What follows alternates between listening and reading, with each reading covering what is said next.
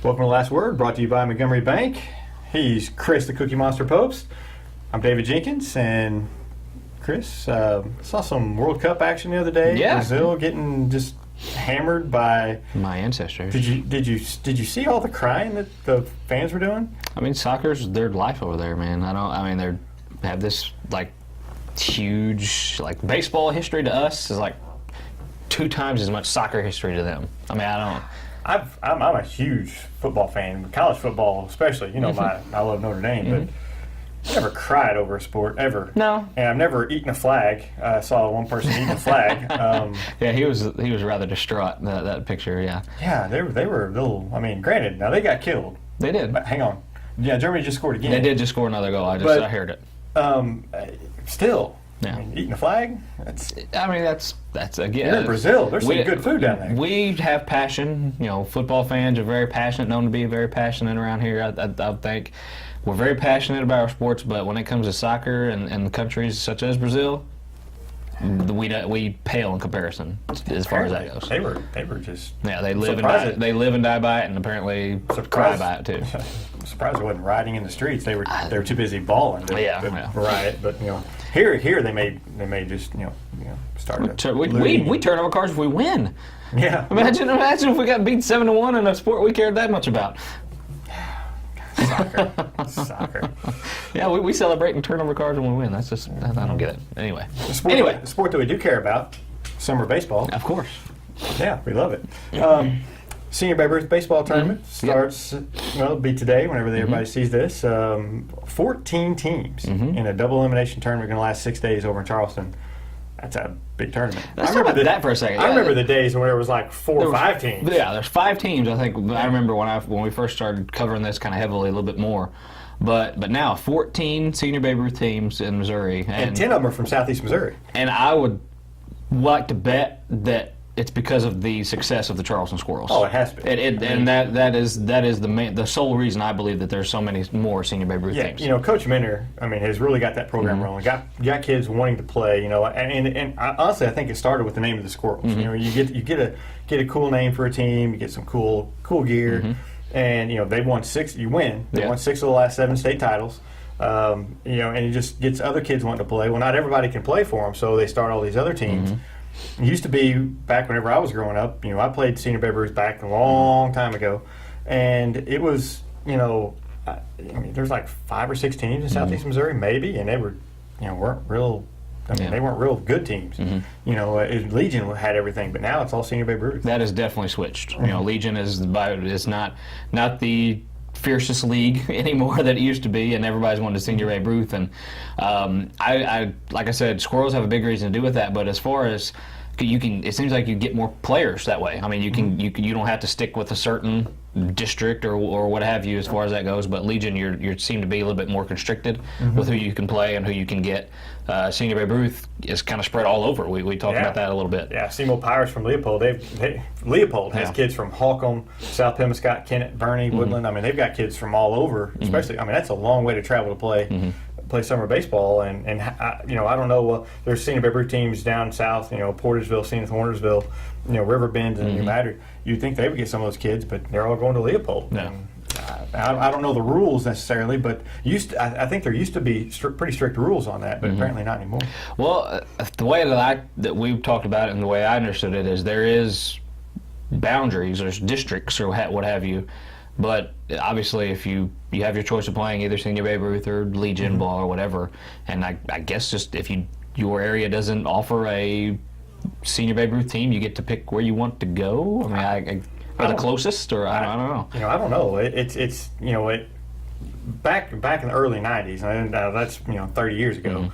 But it was basically Dexter would have Stoddard County, and Dexter had a great Senior Babe Ruth team. They went to some state tournaments, went to the Midwest Plains Regional a few times. They were kind of the Squirrels of the day. They were the Dexter Demons at the time, but not nearly as successful as what the Squirrels have done. But it was just kind of a small area that you drew from, and now it's one team that's always been there, and it was been there from back in the early '90s is Boonville, and Boonville's always there. They lost in the championship last season, but 10 of these 14 teams are from Southeast Missouri, so obviously summer baseball in Southeast Missouri is is booming because you've got those 10 teams, you've got 5 teams.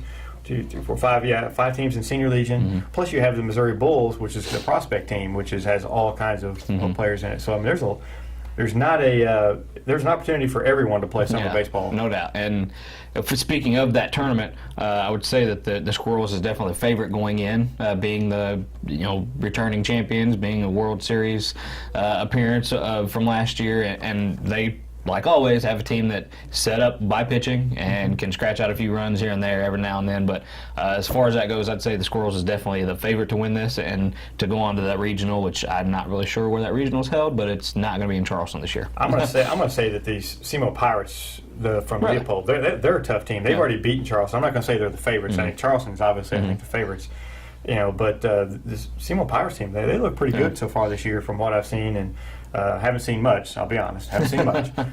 But some stories and stuff that I've read, they seem to be pretty salty too. And I know they have a lot of kids from the Boot Hill that are pretty good players. They got the Riverbend Ducks. But I think with a 6-day tournament, you better have 6 good pitchers. And that's why I put the Squirrels ahead, because they have arms. I mean, everybody that pretty much plays on their team can pitch, can give innings when needed. Yeah, and you better not go loser's bracket. Exactly. No. Go loser's bracket, you got to win. How many more you got to go? Oh, I don't know, but yeah, too many. Yeah, and the Squirrels have done that before. They have, but not in a 14. Not in a 14-team tournament. No. I mean, I'll be honest. I've never seen a 14 team. I played in softball tournaments that were 14 and 20 team or whatever.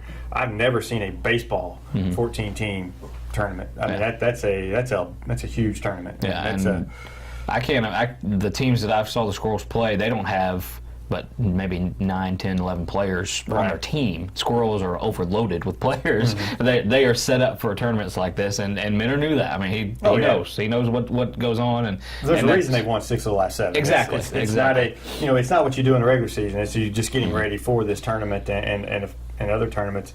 I think the Midwest Plains Regional, if I'm not mistaken, it's usually an 8-team tournament. I think maybe one year they had 10, but I think mostly it's an 8. So you don't need the depth. I mean, you need depth, but not the depth that you're going to need for this tournament. Exactly. This is a rare tournament, and I know there used to be districts and stuff you play, and if you won your district, then you would get to go kind of like the Senior Legion. They play their districts, then they go to the regional or whatever, then they play in the state tournament. They don't. I guess Senior Babe Ruth State Tournament is hey. Come on, come all. 14 teams. That's come on, come all. We're getting NCAA tournament time here. That'd be awesome. Have a 64-team bracket of baseball. That'd be pretty cool. Yeah. One thing I just like seeing the number of teams. The number of teams from this area. For a while back. Like I said, back in early '90s. There was not a lot of opportunities. You had to be pretty good to play on the Legion teams. If you didn't make the Legion teams, then you would kind of stick around and play your Senior Babe Ruth, and there was only limited slots there. So it's nice to see. It's nice to see all these kids get the opportunity, because that just makes them better for the for the high school season, and then have a better chance to get on and play in college. There's good and bad with that. I don't particularly like that it's diluted as much. I really don't. But no matter the best team is going to rise to the top, no matter what. So. There's good and bad with that. I like it's diluted, but at least it's not. High school baseball, you have some really, really bad teams. Very true. These are at least kind of like all-star type teams, so they're not.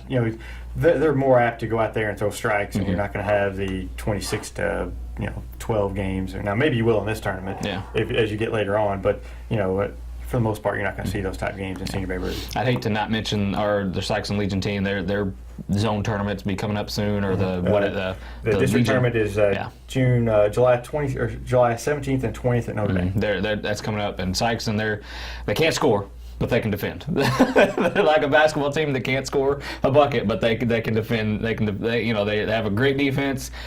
Pitching is right there, but they can't score, and now that doesn't really bode well for any tournament for any team. But you never know, No, and they're in it with Cape, Sykes, Scott County, Jackson, and Pembroke County. And Pembroke County seems to be. They always seem to roll through that. That seems to be the team that would probably come out of this one, because all the Legion teams. We mentioned it before. They're down. They just continually get a little bit worse each year because of this Senior Babe kind of taking over the region here. Yeah, I'm telling you that Senior Legion used to be the thing around here. Now it's it's third tier. I mean, you have your prospect where your best players go, then Senior Babe Ruth, and then after that you have Legion. And it's sad to see it that way, but it's we've heard some of these Legion teams maybe wanting to go to Senior Babe Ruth too. So Legion may not be long for this area for a while. But it goes in ebbs and flows. After a while, it seems like it'll go back because everything always goes in cycles. Yeah. So. Well, as long as men are in the Squirrels around, I don't see that going anywhere. As long as they're around, it's going to be, Charleston. At least Charleston's going to have good teams. Yeah. So. Well, speaking of baseball, Cardinals. Have you been watching the Cardinals lately? I've seen a couple of walk-offs, but that's just on highlights. I don't. That's been the only runs they've scored so far. Yeah, that's if you're going to score runs, might as well do it in the Maybe they should trade for Tulowitzki from Colorado. I hear that he might be. Maybe we should get LeBron. He could probably score. Everybody else wants LeBron. Hey, I thought he was going to the Indians. He might go. He can help the Cavs and the Indians. Marlins, play for the Marlins. Maybe? Might as well. Hey, max contracts, baby. Get them. Where's Carmelo going to go? What's your boy? He's waiting for LeBron. Everybody's waiting for LeBron. Why is he waiting for LeBron? He's not going to play Because then they're going to see how they stack up and see where he goes. Okay, if he goes here, then I'll go here. LeBron is the ruler of the NBA right now. It's just how it is. Just shows me Carmelo's not very bright. What's he not bright? Because he goes to the Bulls right now. Bulls are the top contender. It doesn't matter where LeBron signs. If LeBron goes to Cleveland, LeBron goes to Miami. LeBron goes wherever LeBron goes, that's the top contender. No. In the East or whatever. He's not going to Western Conference. These are your Bulls. I'm praising your Bulls. No, I know. I know my Bulls teams. But they're right there. But they're not the top. To score, and they're not the top contender. Because you don't know what Derrick Rose is going to do. You don't know if he's going to stay healthy. If he does stay healthy, of course. The 5 games he plays, they'll be dominant. Yes. Oh, they'll be the best team in the league. But, with Carmelo. But, wherever, I love the Bulls. Love the Bulls. Wherever James goes, that's the top contender in the conference. I'm not going to agree with that. I'm going to say if Carmelo goes to the Bulls, they're the top. They're the team to beat. Because even if LeBron goes back to Miami, I think no matter who even if Bosh and Wade and all them resign, I still think that the Bulls have a better team than what the Heat have. Now he's the best player. But I think that the Bulls have a better team with Carmelo. They can defend, and they finally have somebody that can score. I hope you're right. I hope you're right. But so I don't understand why he just doesn't sign with them, unless he doesn't want to sign with them. I think that's the thing. He doesn't want to sign with the Bulls. He's wanting to go to either the Lakers or the Knicks. But why would waiting for LeBron be a factor if he's waiting to go? Why would it be a factor if he's waiting for the Bulls? I mean, really. I don't know why he's waiting. But exactly, that's what I'm saying. It's just I don't know. I mean, I think he's one of the Bulls. I think he's going to go there no matter what. But I don't know why he's waiting. I'm going to throw a dark horse out there for LeBron. And I know my guess is he goes back. If I was him, I'd go back to Miami. Kind of, a lot of rumors about him going back to Cleveland. About Dallas. They just cleared some cap space. You got Dirk, who took well under market value for his contract so they could sign a big-name free agent. I think Dallas is a dark horse in that. A very dark horse. Very, very much so. But they have the cap space. They have they have a proven player. They've got a coach who's won a title. They've just got Raymond Felton and Tyson Chandler, I believe. They've got some players that would fit around LeBron very well. Yeah. There hasn't been much talk about them. He went to visit them, from what I understand, or his agent did, or whatever. But and you got Mark Cuban. He'll open up the pocketbook. But very true. And they can offer him a max deal, from what I understand. Yeah. So, I would think I don't know. There's been just here recently just so many rumors about him going back to Cleveland. Now, him going back to Cleveland, just right there, he calls himself King James. Give him the throne. I mean, that right there turns everybody's image of LeBron around.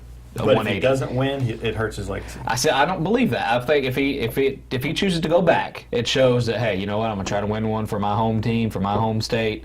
Oh, he'll be lauded for it, but at the same time, in the grand big scheme of things, which he's worried about, he's worried about his Everybody legacy.